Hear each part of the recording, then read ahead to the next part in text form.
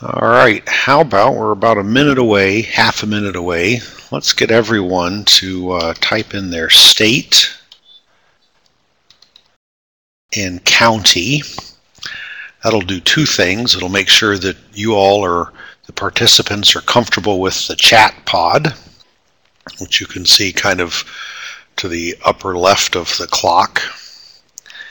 The other thing it'll do is it'll give Brett a sense of your geographic distribution. So the chat pod is the way that you will interact with Brett or with I during the presentation. If you have questions, feel free to type those in. Many of those Brett will be able to answer as he's going along. In other cases, he'll maybe wait and answer those at the end. The nice thing with the chat pod is that everybody can see the question, so we don't need to repeat it, and it's recorded so Brett can scroll backwards as necessary and review them. They're all timestamped, so we're able to make reference to a particular timestamp. Looks like we have a pretty good distribution from throughout the Northeast and over into South Dakota. I was talking, I wasn't paying attention. South Dakota I saw, West Virginia I saw, so a strong Northeast and North Central. That's great. Well, I'm going to flip us into the PowerPoint mode. So there's that. Is there anyone who cannot see the full PowerPoint display? Is it cut off on one side, for example?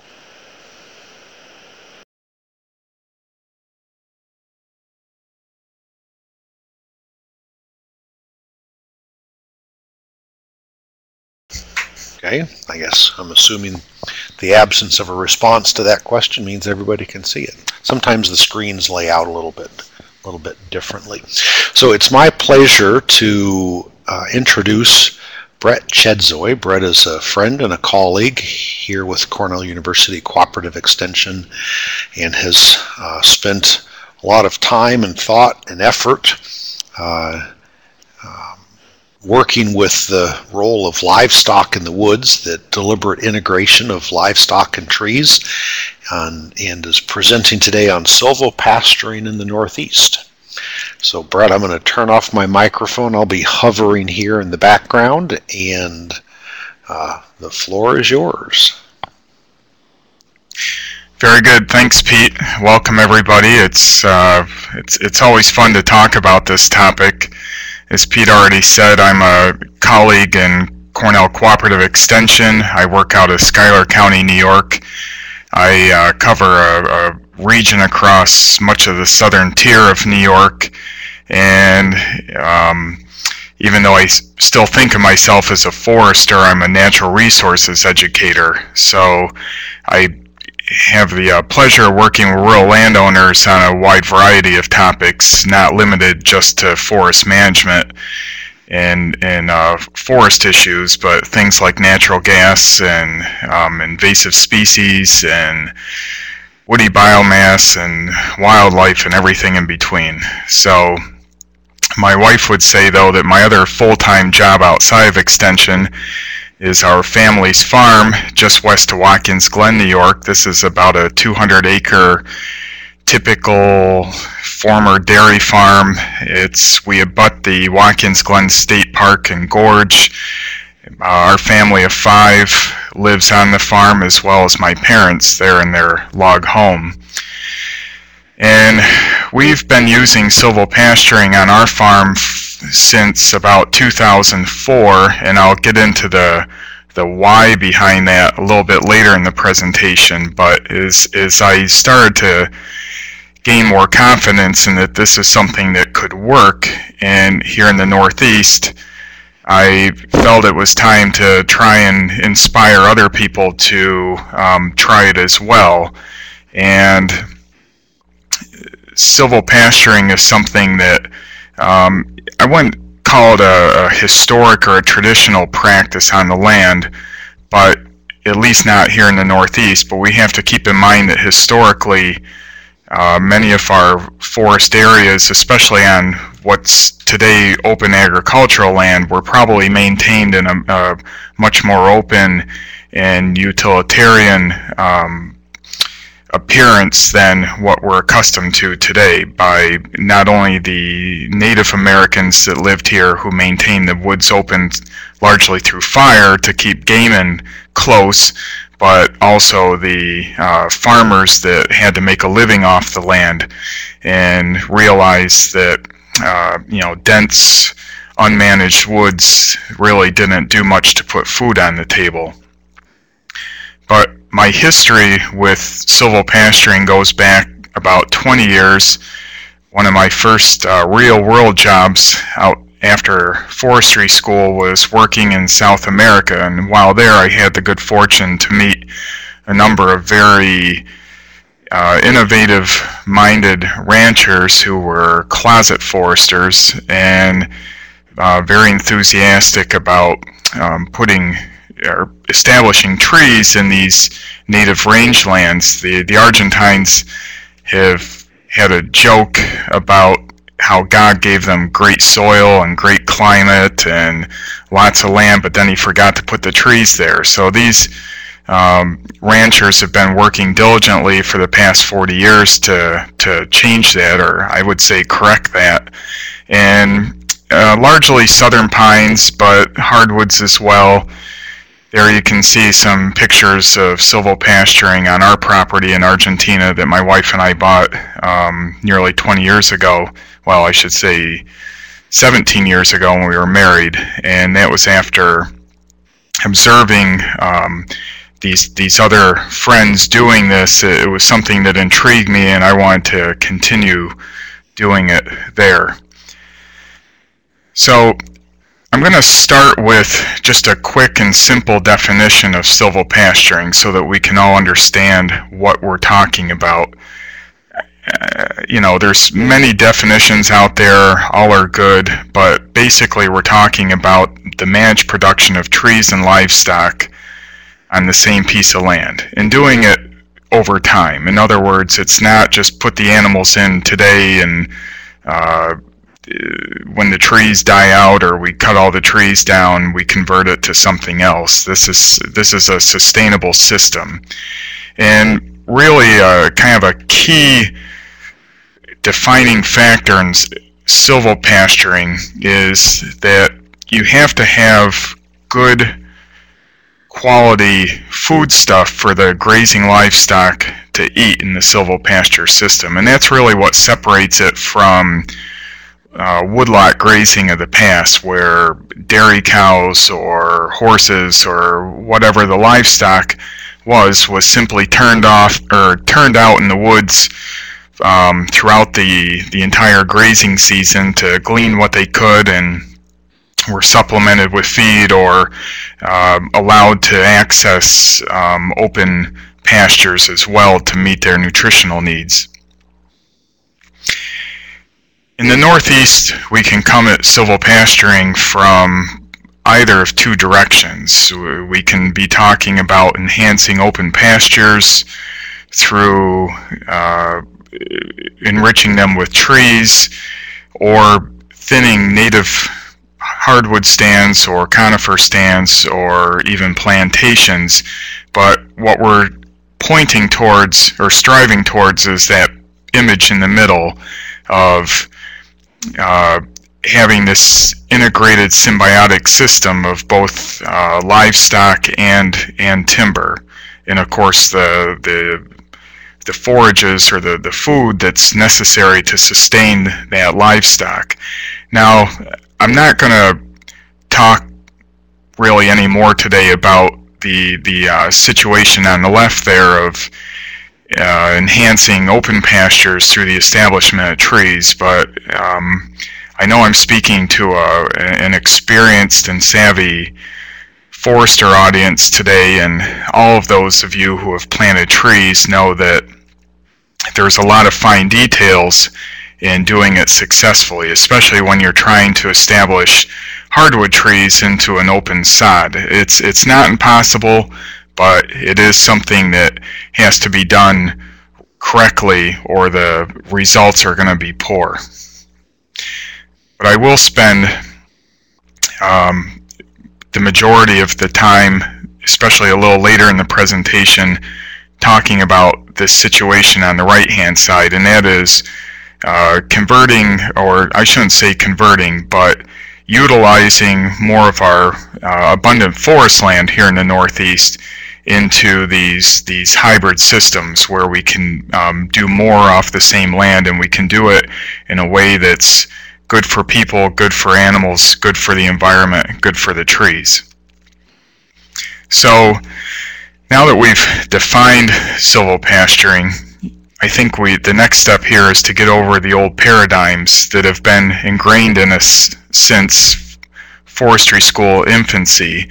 And for the past 50, 60 years, foresters and conservationists have done an excellent job of telling landowners to keep the animals out of the woods. And every time I mention the word silvopasturing, that's usually the next sentence that follows out of the other person's mouth is, but I thought I wasn't supposed to put animals in the woods, or you told me not to put animals in the woods. And it was sound advice at the time, and of course there were a number of important reasons why we encouraged landowners to exclude livestock from wooded areas. If you think of the typical family dairy farm in the Northeast that had a woodlot and some open fields and some pastures, some crop fields, the woodlot was often the area where the cows were turned out to loaf between milkings, and they might have access to the same wooded area spring through fall. It's hard to walk through a farm woodlot today that doesn't have remnants of barbed wire fence or woven fence or some other type of fence. So our woods in the Northeast have a long history of livestock being present in the woods, but due to the lack of fencing system options and the ability to control the access of animals and the frequency and the intensity of grazing in wooded areas decades ago, these animals were often responsible for causing detrimental impacts on the trees, such as rubbing and compacting the soil, girdling trees through stripping the bark, and repeatedly browsing smaller trees and seedlings and saplings that would cause these rather sterile-looking woodlots.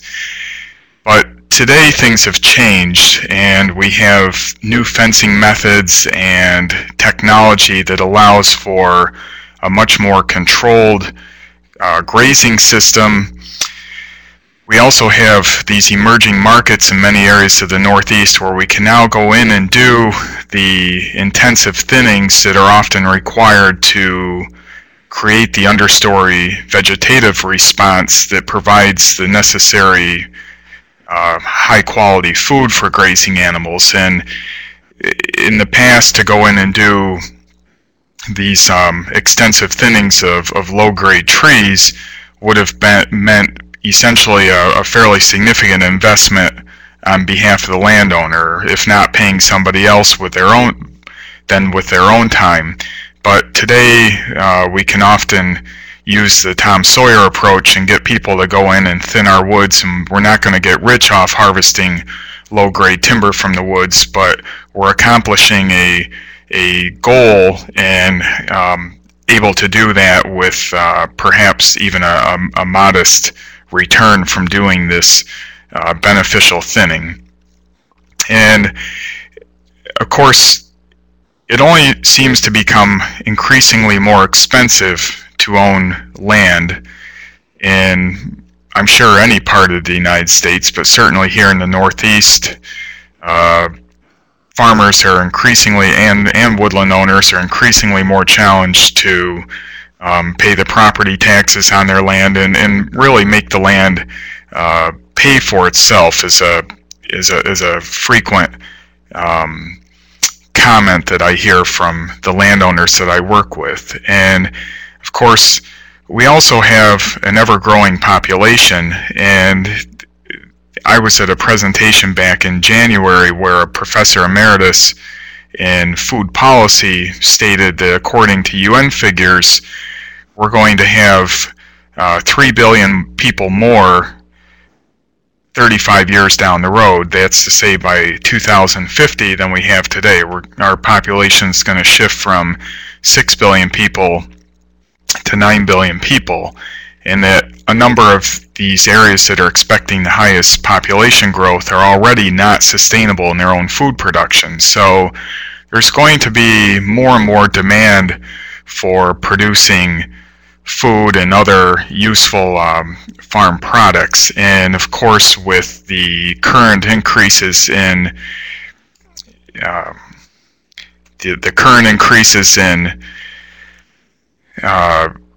corn prices, this year we're seeing a lot of pasture land getting plowed up and put into crops. So utilizing more silvopastures is an opportunity to take some of that displaced agriculture, and instead of no longer having the livestock production or the grazing animals on the landscape, we're just shifting it to land that isn't corn ground.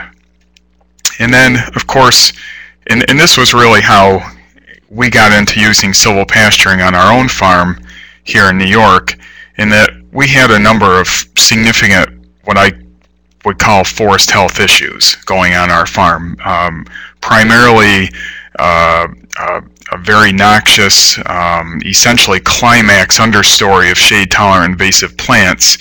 And I had been out of the country for years at a time, and every time I came back, first thing I did was walk out to the woods and hoping that somehow magically the problems went away, and they didn't. So at some point I knew that I had to intervene to counterbalance that particular threat to our woodlot health. But in many parts of the Northeast, we also are dealing with wildlife populations, particularly deer, that are out of balance with the ecosystem. We have many woodlots that have been mismanaged or high graded in the past, and much of that, my belief is that much of that stems out of a perceived lack of tangible value to the landowner. And the farm woodlot historically has been the place where you go out and shoot a deer in the fall, you might cut a little firewood out there, and every time you think there's something big enough to cut, you let the friendly neighborhood logger in there to see what they can get out.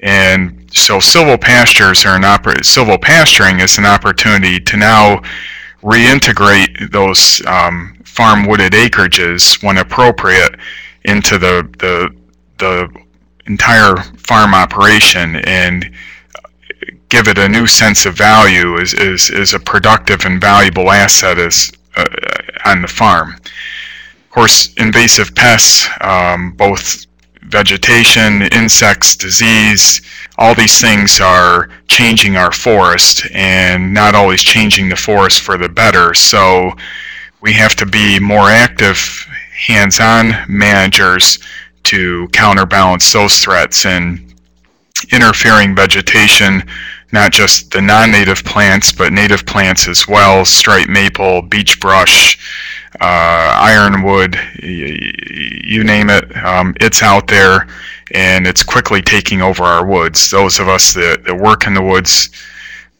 understand this. The general public often does not understand this well, but silvopasturing is, in my opinion, an effective tool to counterbalance some of these negative pressures that are constantly and increasingly being exerted on our forest. So I've started to plead my case a little bit, but I also want to say that I'm not saying that we should turn all of our forest land in the Northeast, nor every farm woodlot, into these idyllic savanna-like silvopastures. However, if you look at the northeastern landscape, you'll see that forest land is often juxtapositioned with agricultural land, and so it's a concept that fits the landscape. This is a picture of our family farm, again about 200 acres, and as you can kind of visually assess there, about half of the land is forest and half of the land is open cropland and pasture land. It's now all pasture land on our farm. So silvopasturing has also been an opportunity for us to significantly expand the productive base of our farm operation without buying more land. And often these farm woodlots are on the same soils and same types of slopes as the open land, but for whatever reason they weren't maintained as open fields. So if we're thinking of getting into doing some silvopasture projects, there's a thought process that has to occur first, and this is kind of the quick checklist of things that we would want to be able to answer yes to if we're going to continue to pursue this activity. Obviously, to develop silvopastures, we would want to think about access, the ability to get materials out there, the ability to get livestock out there, the ability to go out there and check on things, because unlike your trees, animals tend to move around, so somebody needs to go out there once in a while, make sure that they're not in trouble. We have to be able to get secure fencing around the site. That means something that's not too broken up with gullies and streams and rock cliffs, and I suppose you could fence in almost any area, but if you could really do it feasibly is another question. Not only do you have to have food on the silvopasture site for livestock, but you have to provide water as well. And developing a silvopasture, like any other type of pasture, is going to require investments, and the return on those investments is going to be greater if it's a productive growing site. So I suppose that you could also do silvopasturing on poor ridgetop type sites or marginal poorly drained sites, but you would really want to ask yourself, is what I'm going to invest here in fencing and other infrastructure and management and time going to be worth it? You have to ask yourself, am I willing to go in there and manipulate this forest stand in a way that it's going to provide the quantity and quality of food for the livestock? And of course, this has to be compatible with landowner goals. Not everybody is going to want to turn their woods into a silvopasture.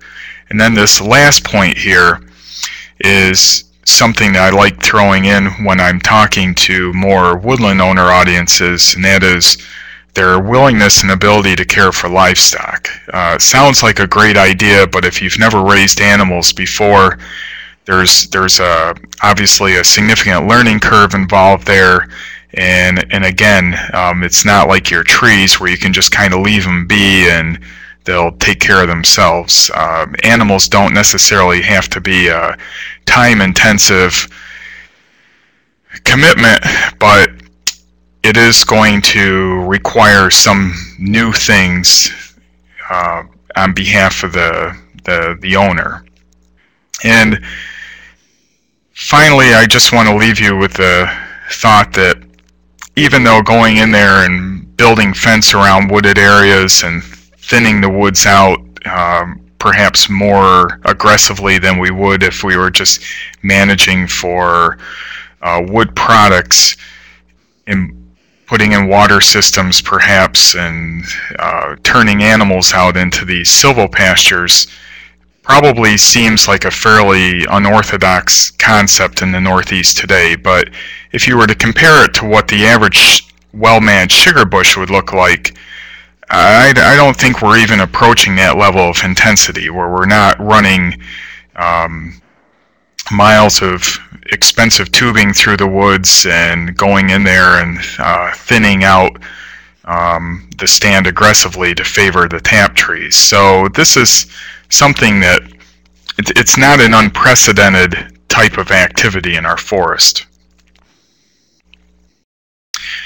So I'm going to shift gears here for a few minutes and talk about some of the issues that we as forest managers need to be thinking about. Now, I usually give this talk to either more of a grazer type audience, that is people that already have livestock and they understand pasture management very well, or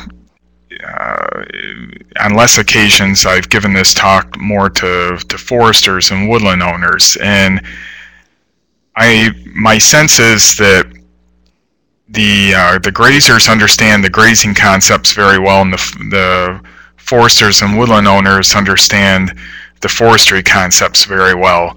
But there aren't a significant number of individuals out there yet that really understand both sides of the equation well. And obviously, grazing is much like silviculture in that there's a lot of fine nuances and there's a lot of small details that make it either successful or unsuccessful.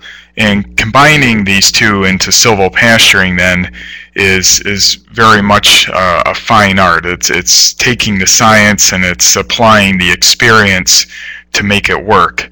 So expanding silviculture or silvopasturing in the Northeast is going to require more of us to move beyond our normal areas of comfort and expertise and understanding the other half of this system better, or at least collaborating better, a better collaboration between foresters and grazers. I really believe that you don't have to know everything there is about trees or everything there is about pastures and livestock to be a good silvograzer, that is somebody that's doing silvopasturing, but you do need to have that additional expert assistance if there's parts of it that you don't understand well. And I see this as an important new opportunity for foresters, particularly consulting foresters, to expand the services that they can offer landowners. So this is just a quick list of some of the challenges that I see for woodland managers. It's developing a greater knowledge of things like livestock behavior, their nutritional needs, and the inherent differences between species and breeds. Obviously, cattle have a very different way of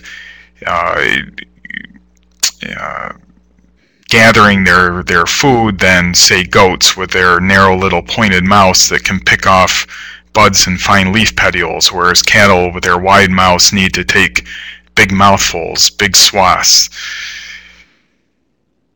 And even within a breed, though, such as, let's just say, cattle or pigs, we know that certain breeds are better than others for certain applications, and that's truly the case with silvopasturing, that putting a highland cow in a silvopasture is that cow is going to have more of an instinctive tendency to utilize the browse that's in the pasture than say a Jersey cow that has never been in a woods in its life, and it doesn't have neither the instinct nor the trained, or I should say learned behavior to go in there and gather its food from a silvopasture setting.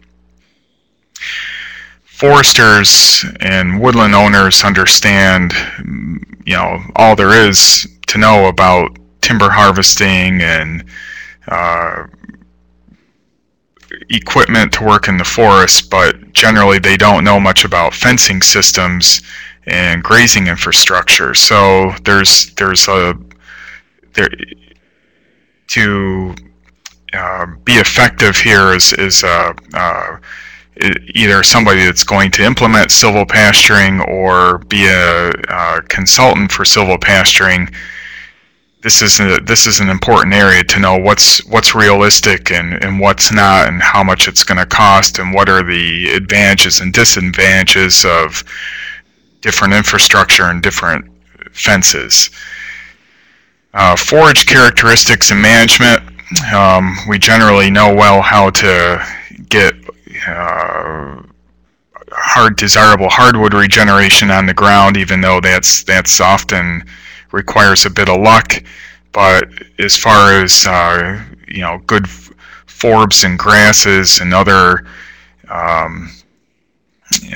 herbaceous plants that livestock can use, we tend to not know a whole lot about that. And pasture management systems and terminology, things like management intensive grazing or mob grazing or ultra high density grazing, these are all relatively foreign, not only foreign words, but foreign concepts to those of us that are not grazers. And then the economics of grazing and what would you use those products, those non-timber products that are generated through a silvopasture system. And I think it's important to understand that, because really the starting point for any silvopasture project should be assessing the feasibility of doing so, and keeping in mind that the purposes may extend well beyond just that it has a potential net profit. There's obviously, it can be done for additional purposes such as controlling an invasive understory or rehabilitating a woodlot or some other type of application along those lines. And then there's many things that go along with having animals present, such as health and safety issues. There are different levels of susceptibility to predators, to internal parasites and external parasites. The high-risk plants or other threats for poisoning, potential hazards. By that I mean things like old wire that they might ingest, or forked trees that they might get their heads stuck in. This is fairly common with goats because they tend to climb a lot, and then they end up getting strangled with something like that. So there's, for anybody who has not raised animals, every day is a new lesson there, and it's important to have that experience and insight to combine with the more the forest management side. And just because many of us struggle to put the two sides together, I think that, as with anything new, it's just a matter of more of us having the courage to go out and try this, and try it initially at a smaller level, so that the cost of that learning curve is lower. I think where people are going to get into trouble is if they decide that they're going to turn a 50-acre farm woodlot into a silvopasture, and they've never done it before. And but going in there and experimenting with a few acres, and when you kind of got the hang of it, growing it beyond there is the way I would approach this. I'm going to run through a few slides quickly just to highlight just a few of the benefits that I see for silvopasturing, and this could be a very long list, but I've already talked about how we've utilized it on our own farm to control problematic vegetation. And there's a saying that the cheapest labor on a farm is the animal labor, and the most expensive labor on a farm is the human labor. And in this case, I spent years going out there and cutting and pulling and poisoning and bulldozing unwanted plants on our farm and cutting them down with a chainsaw, and it was time intensive, it was expensive, wasn't always very successful. And then as we started getting more into livestock farming, I realized that I could use the animals to do much of this work for me, and the great thing was that they would literally work for food, and they would do it very happily. And you can see some of our volunteers there in the different photos going into areas and not only helping to clear, but once cleared, then maintain these areas from quickly reverting back to the unwanted plants. This photo is obviously rather exaggerated, but we know that forests provide many important environmental services to communities and to rural landowners and essentially to the entire planet. So that's one of the key reasons that I think silvopasturing versus just clearing the forest to expand agricultural production is a valid argument for learning how to integrate both keeping the viable forest functions present, but also being able to do even more with that land and doing it in a symbiotic way. Diversified crops, this is ever more important and increasingly challenging agricultural in an increasingly challenging agricultural environment where commodity prices are more and more volatile, profit margins are ever lower. You can't, just because today milk prices may be up or down, or beef prices or corn prices, we can't always count on those prices being sufficient to sustain the farm operations. So having essentially these multiple resources available on the farm that we can fall back on if needed is important. This is a picture here of one of several locust plantations on our farm. This was a 20-acre plantation that we thinned 2 years ago, and we harvested about $1,500 worth of locust fence posts per acre out of this plantation. Again, the plantation was about 20 years old, and leaving the best trees, of course, and also thinning it out to where we were able to kind of start to stimulate. This was actually taken fairly early in the spring, but I'll show a picture later of what this looks like midsummer, and you can see the sheep and goats on our farm enjoying grazing here in this open silvopasture, this black locust silvopasture. Since I'm not really talking to a grazer audience today, I'm not going to go into this in too much detail, but there's increasing awareness that diverse animal diets, in other words, when animals have access to polycultures versus relatively limited numbers of plant species, that they're able to meet more of their nutritional needs, the micronutrients, the medicinal properties that are found in some of these plants. They can balance plants that are high in energy with plants that are high in protein. They can get the tannins and vitamins and all the other essential nutrients that they need from having access to a greater variety of plants. And often when you turn animals into a fresh paddock where there's some browse available, it's almost always you'll see the animals walk right over, start nibbling on the browse a little bit, and after 5 or 10 minutes then they go back to eating grass. And that's because there's something in that browse that it's like us eating Thanksgiving dinner and then we crave something sweet at the end, or vice versa. Wildlife habitat enhancement. This to me is a big reason to consider silvopastures, that we can retain some of this forest structure in our pasture land, things like snags and downwoody logs and treetops, and obviously mass production and cover and greater variety of food that's available for the wildlife, and areas to nest and hide in. And these are all things that we can having greater quantity in a silvopasture versus an open pasture.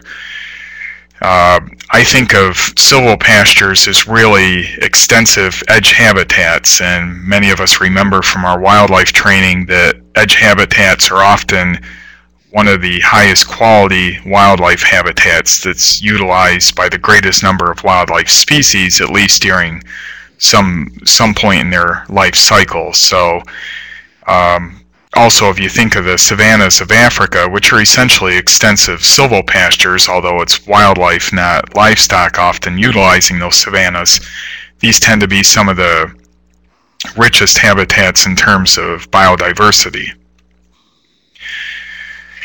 This is another one of our locust plantations taken in midsummer, and those of you that do raise livestock know that our pastures here in the Northeast are primarily cool season grass-based, and those grasses tend to shut down in the hottest summer months, July and August. So this is one taken, this is a picture taken at a time of the year where the cool season pastures surrounding the silvopasture are going to be fairly brown looking and essentially dormant and not productive, whereas here the animals are, up to their backs in lush plants, and they have a wide variety of plants to choose from, and so it's not only nutritional, but there's plenty there for them to eat. These are a couple examples to point out the benefits for livestock as far as providing them greater comfort and protection. This is the upper pictures, a spruce plantation on our farm, one of a number of spruce plantations that we have thinned and managed as a living barn for the animals to take shelter during extreme winter weather. We outwinter our cattle year-round now. We've been doing that for 2 years to avoid a concentrated point source pollution issue on our farm, and the cattle are perfectly happy and content being in these types of pine plantations even during the worst winter blizzards. And the lower picture, of course, is pictures of black cows enjoying being in that light dappled shade in the summertime during the hottest days of the summer, and they're still able to go in there and feed and ruminate. I'm going to just jump over this because, again, most of us are not coming from this with the grazing background, but I just wanted to show that on average, browse, which would be one of the main food components in many silvopastures, it compares very favorably to high quality traditional pasture forages such as alfalfa. And you can see just a variety there of what we would think of as weeds and brush, and in almost all of the cases there, and I don't know exactly what, obviously these numbers change during different times of the season, but the curve there shows the bolder upper line is the browse going from, well, over the duration of a grazing season, and the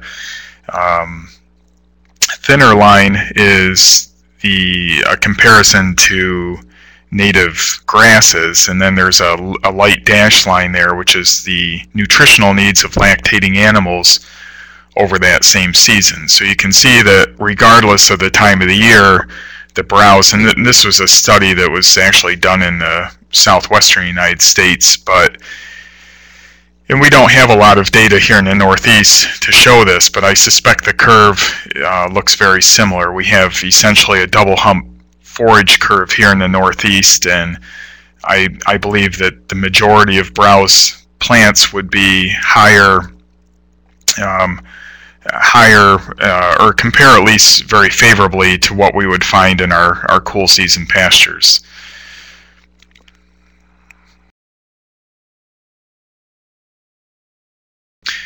So, as I said before, there's a potentially very long list of reasons for considering silvopastures, but this column on the left are some additional ones that I wanted to throw out there. They would be probably seen with more interest from a grazer standpoint, and the ones on the right should be ones, though, that are perking up our ears for those of us looking at this from a forestry viewpoint, and that is that silvopasturing can provide the opportunity for short-term annual income from wooded areas. It can be a cost-effective tool to rehabilitate degraded woodland areas. It can be used as a way of stimulating forest regeneration. I'm not going to go into the details of that, and it can also be, depending on the state, an activity that would help qualify land for possible property tax abatement.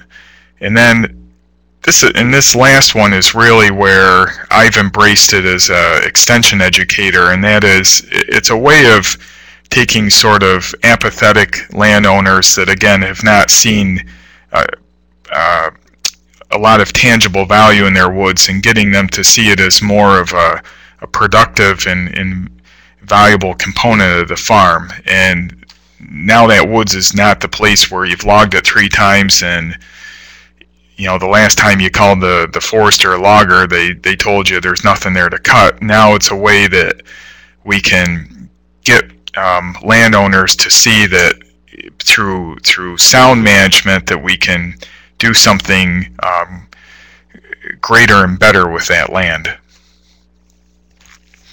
So the last bit of the presentation here, again, since I'm speaking to a number of colleague woodland owners and foresters, is a little bit of the how-to. And so I started out today saying that this isn't the woodlot or woodland grazing of the past. We're not just turning animals out there and forgetting about them, but it's managed woodland grazing, and we're doing it for a specific purpose.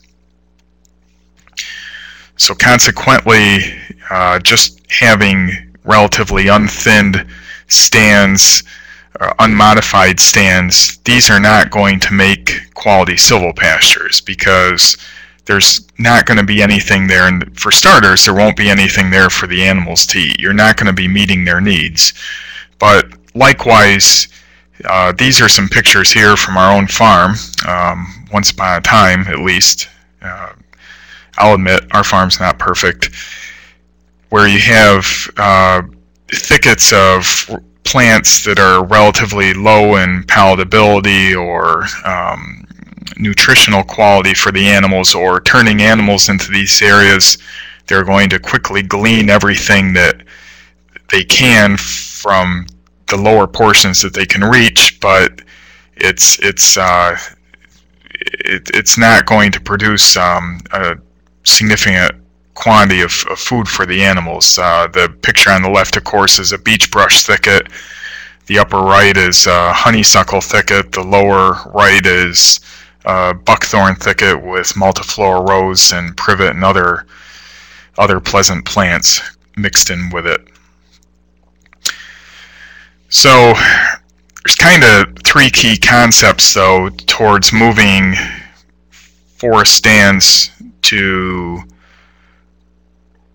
good quality silvopastures. And the first, of course, is that we have to cut trees. We have to allow more sunlight to reach the ground.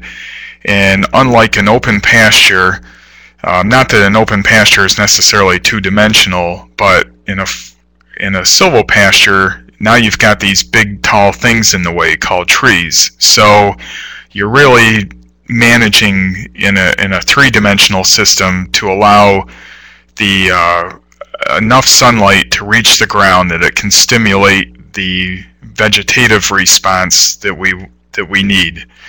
And just allowing more sunlight into the woods alone may not be enough. We also have to think of things, and this is the same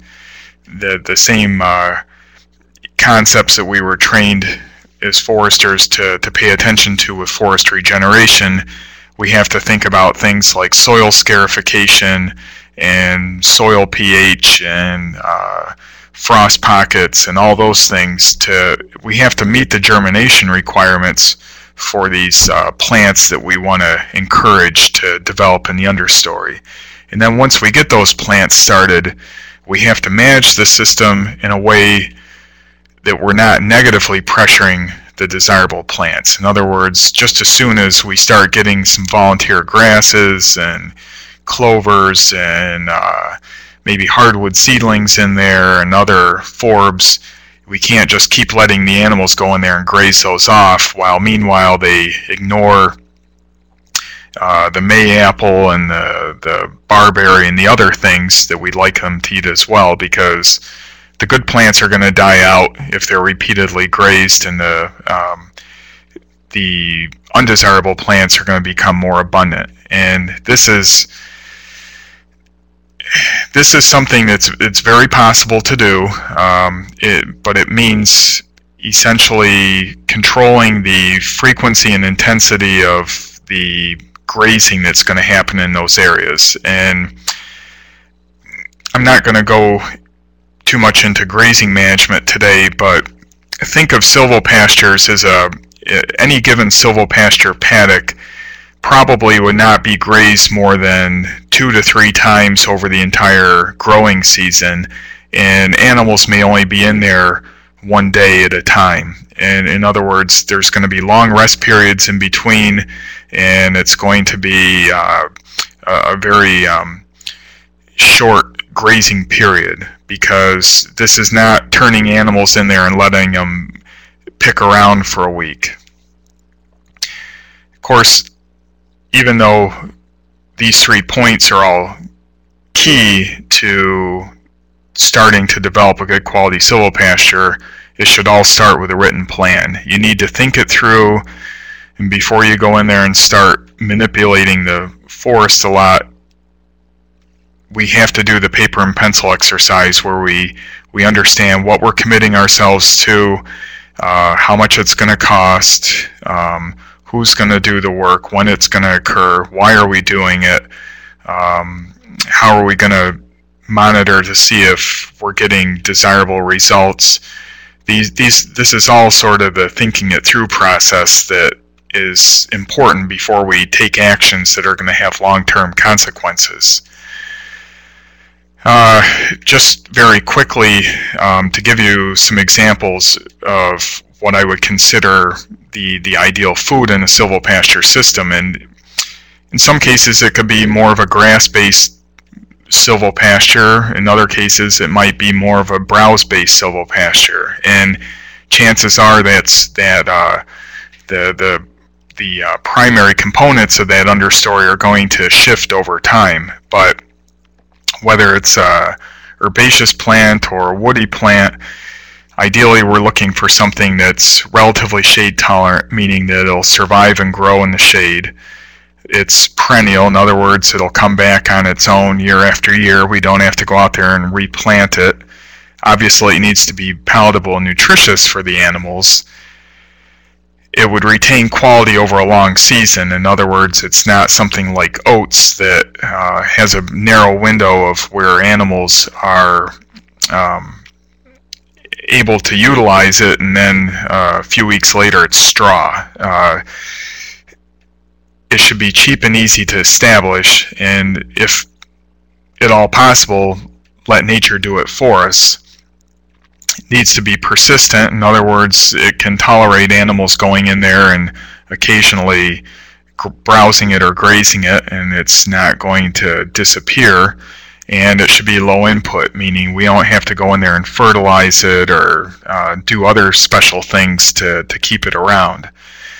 So it can be things such as forbs. These are herbaceous plants, or what we often call weeds. It can be grasses, sedges. It can be browse, which would be the edible portions from woody plants. And the food can also include things like mast, hard and soft mast, fruits, nuts, pods, and even in the case of some livestock like pigs, it can be things like fungi or rodents or herps, and there's more than one protein source out there for some type of livestock. So I talked a couple slides back about some of the keys, and obviously we're going to be doing some tree cutting if we're going to try and shift plantations or native stands to silvopastures. Generally, we want to get them somewhere around the B line or between the B and C line on a stocking chart. That's a poor resolution image down there, but that's a stocking chart for those of you that are not foresters. So there is a scientific way of going in there and measuring the density of trees or the stocking of trees. And we're not just going in there and cutting trees willy-nilly, but we're shooting for specific targets, residual basal areas. And of course, we want to favor our best trees because those are the trees that are going to probably give us the greatest benefits in the future. We can do some artificial seeding, such as broadcast seeding. A herd of animals can make a very effective seed drill, so you can go out there and broadcast seed and then put the animals in there for a day, especially after a rain like we've been having, and have them press that seed into the soil. Or you can just let nature put the vegetation there by itself. We can do winter yarding, meaning that we're feeding out hay on silvopasture areas, preferably done during frozen ground conditions so that we're not causing extensive soil compaction or damage to the root systems. And that's going to leave behind a lot of organic matter, the waste hay, the manure, nutrient accumulation, and create a seed bed as that waste hay and manure starts breaking down for seed to germinate. In other words, it's now essentially fertile exposed soil versus a leaf duff layer.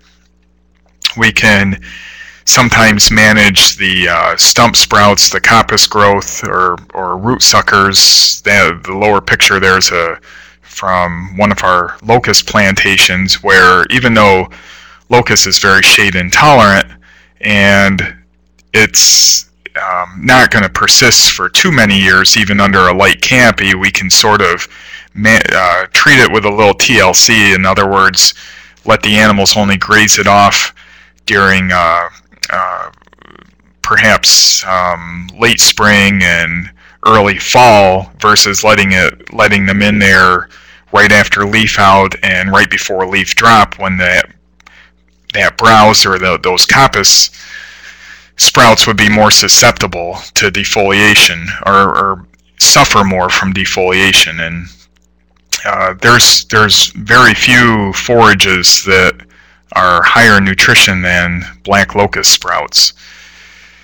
We have to think about scarifying the soil. In other words, if we go in there and do winter logging with a snowpack and take all the trees out of the woods, but we still have a thick, fairly undecomposed leaf layer, especially in an oak type forest, you're not going to see the vegetative response. You'll get plenty of briars and plants that are adapted to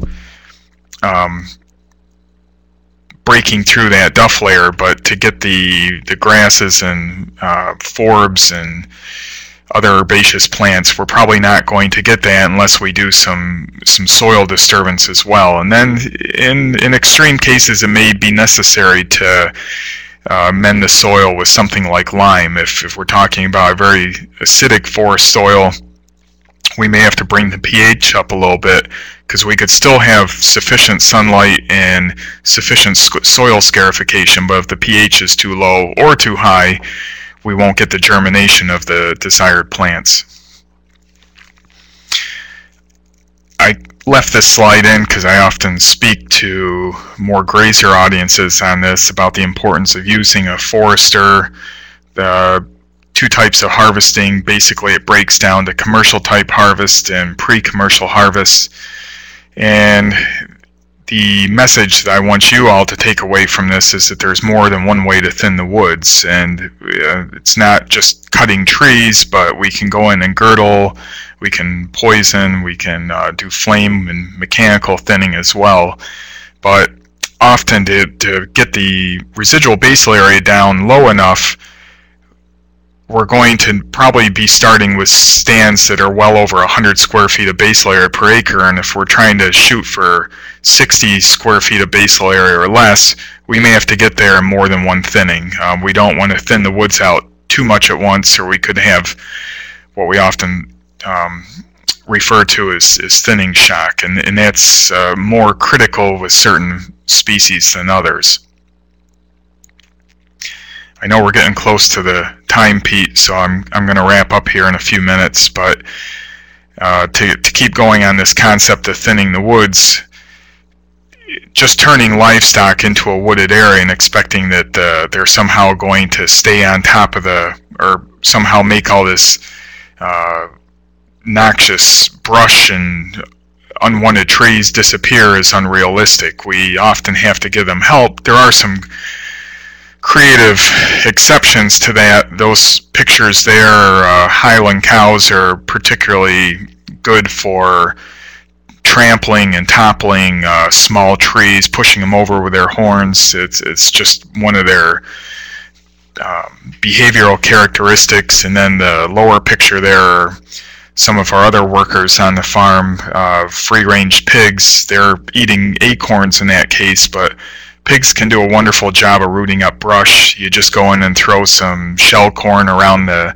things that you want them to root up, be it ferns or briars or small trees and honeysuckle, and they'll do a pretty good job of it. So you can use their destructive behavior to your advantage, but you also have to know how to turn it off.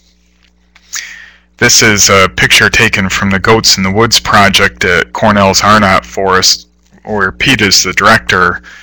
This was a 3-year study that went on about 10 years ago, and kind of a before and after picture. These were small paddocks, fairly high stocking of goats.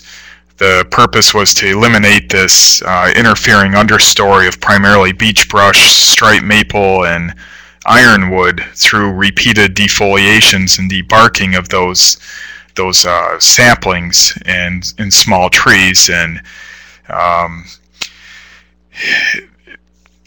as you can see there, even though this was a fairly labor-intensive practice, it could be that it was still cheaper than going in and doing herbicide, blown herbicide at $200 or more an acre, or some other alternative. Plus it was an organic approach, and it was a lot of fun, right, Pete? I give this talk to grazing audiences, and the latest buzzword in the grazing world is what they call mob grazing. And mob grazing is putting a large number of animals in a small paddock for a short period of time, maybe hours or a day at the most, and having them basically just obliterate everything. But then you let that area rest and recover for a long period of time. And I love pointing out to these grazers that think they've reinvented the wheel with mob grazing that Cornell was doing mob grazing 10 years ago, and they were doing it in the woods no less. They were way ahead of the curve. These are some pictures from our own farm. Again, you can't just put animals into a patch of buckthorn or some other brush that might be 10 feet higher or higher and somehow expect them to just get on top of that. This picture in the upper left is a timber axe that we've used several times on our farm over the years to go in and mow these very dense thickets of buckthorn and other noxious plants. The lower left-hand picture is an area just a couple months after mowing. You can still see an unmowed area in the back that's much thicker and darker looking, but you can see the grasses and sedges already volunteering in almost immediately after removing that brush thicket. And then of course the following spring the cattle in there starting to graze. And the cattle are an important part of this, because even though the timber axe tends to shatter the stumps a lot, and these buckthorn stumps and other stumps don't vigorously sprout back, they do nonetheless sprout back. So the animals are then able to go back and browse those coppice sprouts and keep them from reclaiming the site. Recently, we've been experimenting with another machine on our farm called a Fecon. That's a picture in the upper left-hand corner. This was a area that the contractor was able to do last week in between the rains, and I just told him to leave the good trees, and he doesn't know too much about trees, but I thought he did a really good job with the selection, and hardly any basal damage to the trees. And the difference between this and the timber axe is that this actually has carbide teeth on the front versus knives, so it's able to sort of rototill and grind the stumps flush with the soil. And basically you have a rototilled seed beds standing there waiting to either revegetate itself from seed in the seed bank, or you could go in there and do a light broadcast seeding, and it's going to take very well, especially with all the rain we've been having this spring in this picture. That machine costs about $125 an operating hour. It's a little more expensive than the timber axe. I was talking to the contractor of what he would estimate an area like this to cost, and it depends obviously on the amount of maneuvering he has to do and the size of the material. This, by the way, was a dense thicket of buckthorn and other plants that I didn't want to be there in the understory, and you can see these reduced it basically to nice tilled soil and wood chips. And he estimates that something like this costs probably a little over, he can do almost an acre an hour with that machine in that type of setting, and that's about half the cost of a mist-blown herbicide treatment. And of course it leaves it much cleaner, and it creates the exposed mineral soil that we need for good revegetation. Here's some pictures of, just to illustrate girdling, or injection or poisoning or frill injection. That's a stand of large buckthorn trees that nothing was growing under it. Buckthorn appears to be allelopathic to some plants, plus it's a very dense canopy species, and that was just an area that had zero value for grazing, but we went in there and did these kind of poorly formed girdles. You can see that the cuts aren't connecting necessarily, and in some cases frill cuts into the bark. And Pete and I experimented with a variety of herbicides, including Garlon, glyphosate, which would be the active ingredient in Roundup, and 2,4-D, and we found that the girdling and the frill method in particular, we also did an injection method, but the kind of the so-so girdle combined with the herbicide application seemed to be very effective. It appeared to be about 100%. The injection method didn't work so well, but this is a way of killing those trees but not creating a mess on the ground, which is something we want to avoid. Otherwise, we're just creating basically a tree shelter for the invasives to just quickly reinvade the site. So last slide, just a few final tips for success. Some fencing systems work better than others in silvopasture systems. There's all sorts of new fencing technology out there. High tensile wire tends to work well around trees because trees can fall on it and limbs, and you just go out and cut the tree off and it usually springs right back to where it was. I talked a little bit about this earlier about allowing long rest periods in silvopasture areas, especially if browse is the primary food component. Browse is not going to recover, that's to say woody plants are not going to recover or tolerate as frequent defoliations as, say, orchard grass. So we want to limit the grazing periods to probably a couple days or less. Obviously, the longer we leave animals in there, the more intensive the defoliation will be. And we want to let those plants fully recover between grazing. And the timing is important too. We don't want to be defoliating desirable browse plants right after they leaf out when they've depleted a lot of their energy reserves, and we don't want to defoliate them heavily right before they start translocating nutrients back to their root system in the fall. We need to manage the animals. That's the bottom line in a silvopasture system, and you have to meet their needs if you want them to behave in the way that is beneficial to the silvopasture and not detrimental. Using mixed livestock species often gives you a better utilization of the silvopasture, and different species tend to work better for different applications. Obviously, in those initial stages when you're maybe trying to get rid of some plants in the understory, thinking of that picture of the goats in the sugar bush there at the Arnott Forest, goats would work better in that system. Once you've shifted the system to more of a grass-based silvopasture, then perhaps cattle would better utilize the food stuff that's available to them. But even though it might sound like a great idea, adding sheep and goats on top of cattle, that means having better fences, and you need to know what the cost-benefit ratio is for that. And then, of course, I've already emphasized this earlier, but you have to start with a plan, and that plan should include a budget so that you really know not just how much it's going to cost you initially, but every year thereafter. So Pete mentioned at the beginning today that he and I developed this guide to silvopasturing in the Northeast. This was our first attempt to create more of a working document for those that want to keep moving forward with this, and we're hoping a number of other people contribute to this document, including some of you participating today as we gain more experience.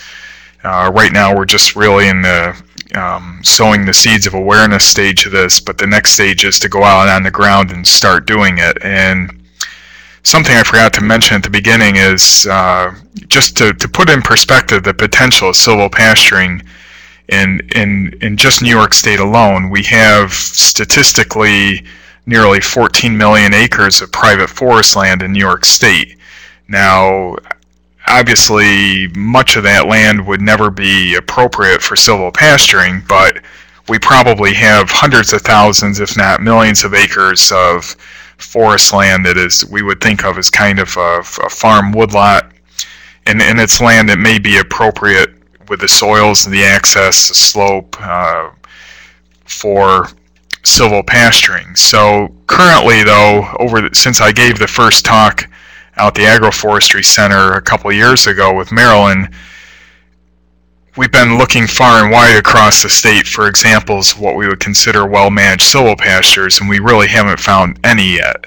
I'm sure some of you that are tuning in today are probably already doing some type of silvopasturing, and that's great, and we hope to learn more from your experiences. But if we're doing literally zero today in New York, and we have hundreds of thousands of acres and maybe more that might be appropriate for silvopasturing, that's a huge opportunity to expand our agricultural base in the state, and the agricultural sector continues to be our number one industry in New York State. So this is a way of really continuing to grow that, because we're not creating any more land, and the amount of arable land worldwide is already pretty well tapped out. So we have to think of ways to start combining all these desired productive activities and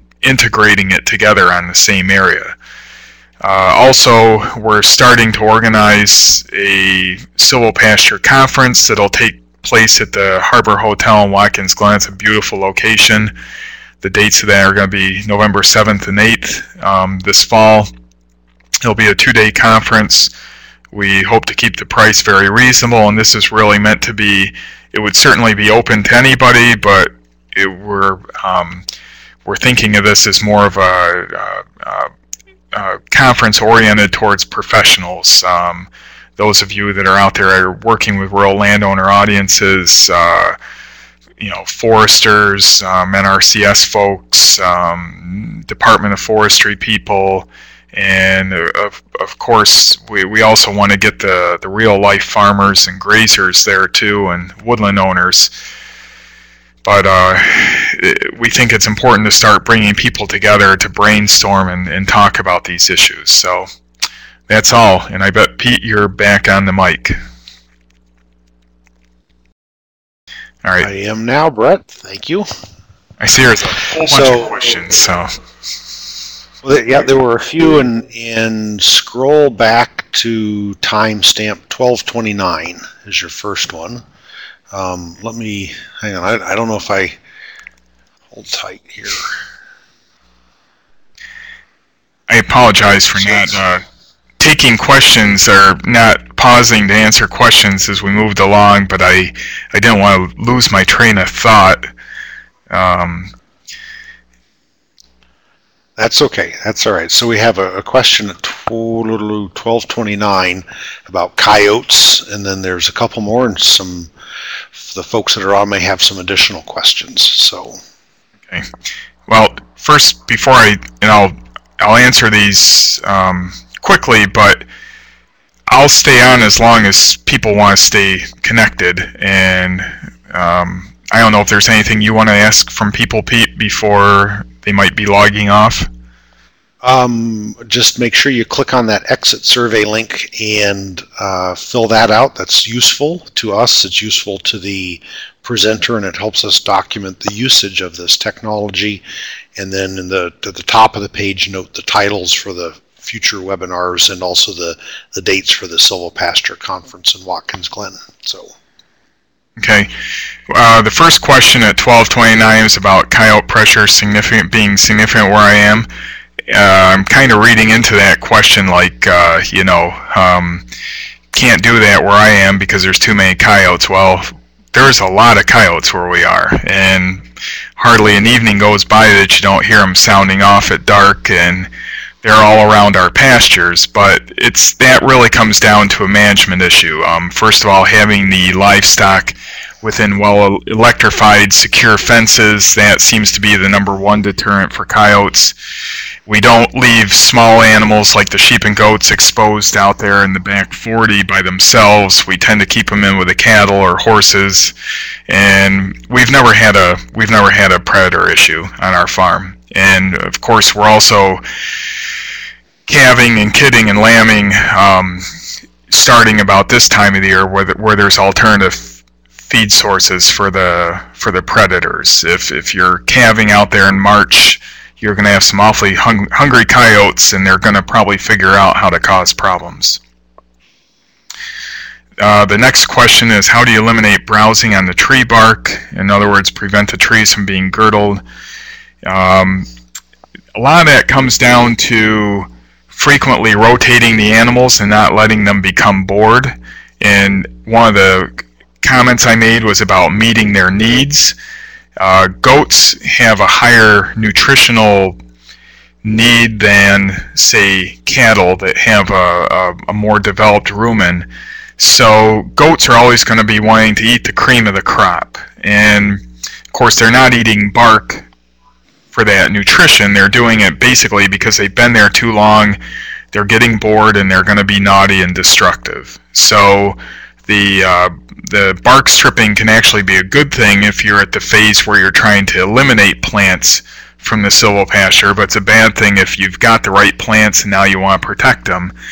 There's certainly a number of ways you can protect the bark on those trees, but probably the most practical is to just make a loose ring of chicken wire, something that they can't gnaw through, and make sure that it's secured enough that, because the goats are going to try and climb it, and chicken wire is not going to hold up well to goats climbing up on it, so you don't want them to scrunch it down and then keep chewing on the bark.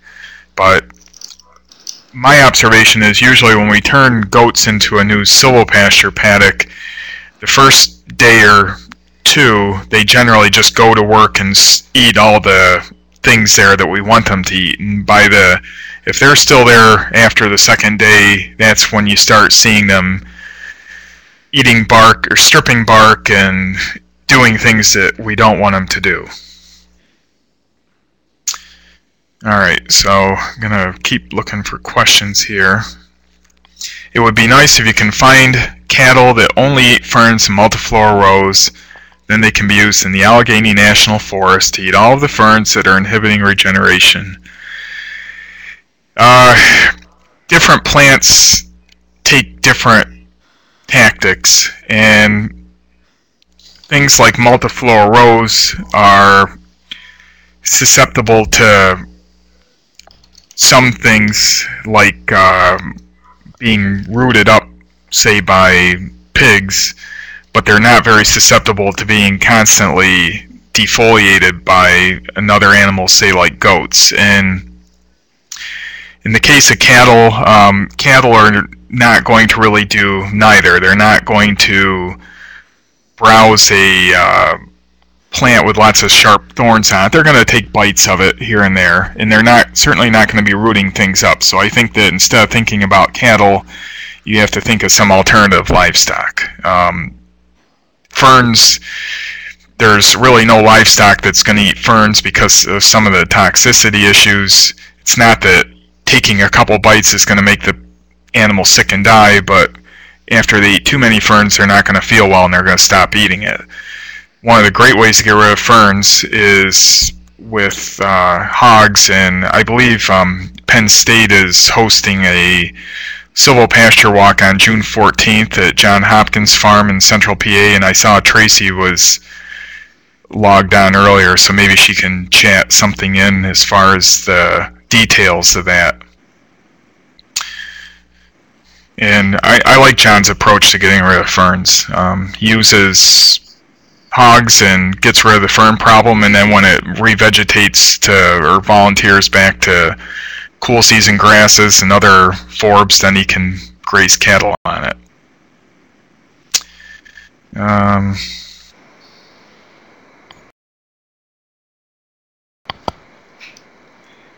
I get the sense you have to treat the woodlot similar to rotational grazing. What sort of schedule do you keep for your livestock? Well, we covered that towards the end, but yes, it is essentially well-managed rotational grazing.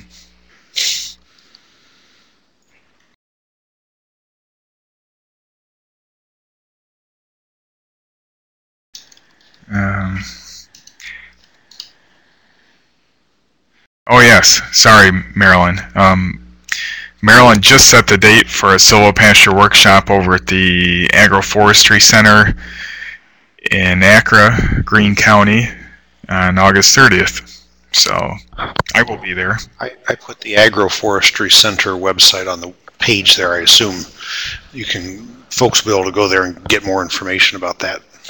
Yep. Here's a good question from Paul about black cherry toxicity. No, we never limit our animals to any plants. Something like cherry, of course, there's numerous potential toxic plants to livestock, some more toxic than others, and some more toxic to certain kind of livestock than others. The case of cherry, your window of when cherry can really be a threat to the animals is pretty narrow. Essentially, when the plants become wilted either through a sudden hard frost, or the plants limbs come out of cherry trees after a storm. The wilting foliage, of course, concentrates prussic acid, which is cyanide, and as we know, cyanide is not good for animals and it's not good for us either. So again, much of this comes down to the management of the animals, and what I found, and this was a big concern of ours initially, well, geez, there's all these bad plants out there, pokeweed and mayapple and cherry and mountain laurel and things, are the animals going to run over there and eat it and die? Well, animals are pretty smart, and they have strong sensory feedback, and they figure out pretty quickly that something's not good for them. There's very few exceptions to that, but a lot of it comes down to not abruptly introducing animals to plants that they're not accustomed to. In other words, if you go and turn them in the front yard of the house, put up some electronet and let your goats in there, and you have nice Japanese yew shrubs in front of the house, which is reportedly toxic for goats, and they've never seen Japanese yew before, guess what they're going to do? They're going to run over there and start browsing the Japanese yew. and they may browse too much of it and it may hurt them. But if the animals always saw the same potentially toxic plants and were constantly exposed to them, they're not going to go over and gorge themselves on those toxic plants.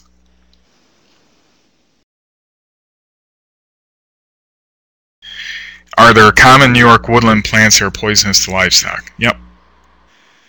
How's that for an answer? Right, I put up the Department of Animal Science has a poisonous plants website, and that's posted a couple lines below that. Okay, good teamwork. I know managed grazing determines number of animals and grazing days by the amount of forage production. Is there a maximum number of livestock, cattle for example, that should not be exceeded for tree health, or is it safe to say as long as forage production supports the number of animals, then number of animals will be addressed by the overall managed grazing system? I don't think it's a question of the number of animals. I think it's a question of the stocking for the duration of time. It's really the frequency and the intensity of the grazing. So in cases where we're trying to eliminate a problematic understory plant community, we may want to increase both the frequency and the intensity of the grazing in that area, because we want heavier defoliation. We want it done more often so that we're weakening those plants and reducing the number of those plants. Once we have a fairly stable, desirable plant community, then we want to make sure that we're resting that plant community long enough that we're not weakening it over time and diminishing the number of those desirable plants. Now, even doing everything right, there's always going to be gradual shifts back and forth of the composition of plants in the understory.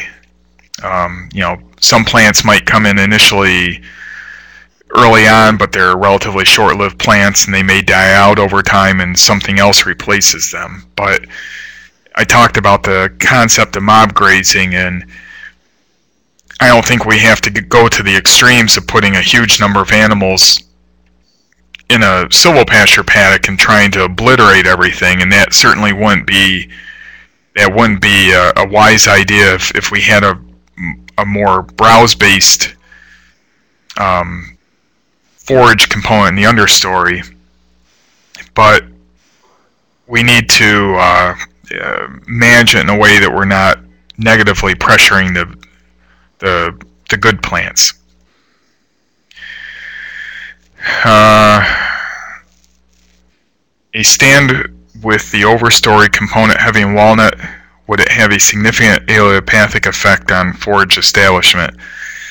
It's going to have an allelopathic effect on some plants, but many cool season grasses seem to grow fine under walnut, and many browse plants seem to grow fine under walnut. But then again, there's other plants that won't.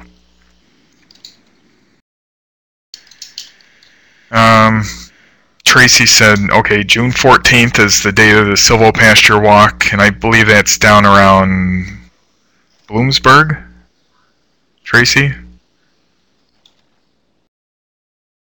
Yes. Bloomsburg, PA. Bloomsburg, PA. Tracy, you should remind Jim Finley that he's an old hand at Silvopasture. He was part of the Goats in the Woods project. I heard Jim say Tracy was in charge now. Good.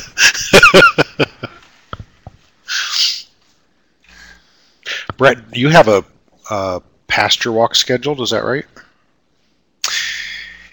We're going to... Is that going to be on Silvopasture? We have a new kind of an informal grazing group here in the Schuyler, Chemung, Steuben County area, and we're going to do a series of twilight pasture walks in the summer, And as of today, we haven't yet set the date for that. We should have the date set, though, by the end of the week. So anybody that was kind of in the southern tier area who might be interested in, we're not going to go into any great depth on silvopasturing, and we'll be looking at other things as well, but people could drop me an email and I'll send them the dates once we know. What's your email address, Brett? BJC226.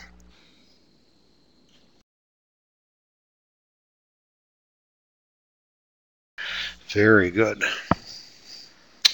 Well, it looks like you've hit all the questions. I'd like to thank Brett and thank our participants today. This was a great presentation and a lot of fun. It's a really interesting topic, and it's neat that there are so many people around. You know, Marilyn's got a session, and Tracy's got a session in the conference in Watkins. So there seems to be maybe a growing interest in. This is I think an exciting way for foresters to think about expanding their client base. There's the woodland owners will have, and livestock producers will have a lot of questions about how to manage the vegetation, and that's a perfect role for foresters to play. So it's an opportunity to expand your market share, so to speak. Well, with that, if there are no other final questions, I'll call this noon session to a close. Thank you all, and Brett, why don't we'll plan on doing a sound check about 6:40 or so. Would that work? Sounds good. Okay, great. Thank you all. Enjoy the day. Hey, Pete, you still on? I am. Yep. Okay. Can you give me a call at the office in a few minutes? Yes, I will. Thanks. Thanks. Bye.